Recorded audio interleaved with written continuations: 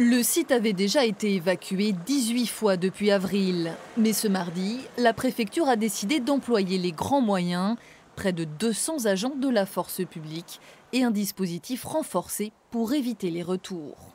Des forces de l'ordre seront mobilisées, mais essentiellement les services de l'Office français d'immigration et d'intégration, de l'OFII, qui permettra de convaincre ces personnes d'être mieux dans les au chaud, dans des CAO ou dans des centres spécialisés, plutôt qu'être avec des jeunes enfants, les pieds dans la boue et dans le froid.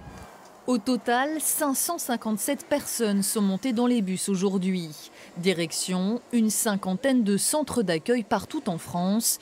Pourtant, les associations restent sceptiques sur la pertinence de l'opération. Même si on pouvait se dire que tous ceux qu'on a évacués resteront partis, il va y en arriver des nouveaux. Donc je pense que c'est une stupidité, c'est pas beau de dire ça de son ministre de l'Intérieur, mais ça peut pas marcher. Alors si c'est pas qu'ils y croient, c'est une démonstration de force pour l'opinion publique. Car aux abords du site, certains ont d'ores et déjà choisi de se cacher. Les bus partent vers les centres d'accueil et là-bas, on nous prendra nos empreintes digitales. C'est ça qu'on ne veut pas. Tout le monde veut aller en Grande-Bretagne et si on nous prend nos empreintes, on sera obligé de rester en France. Alors pour dormir, on se débrouillera ici dans la jungle.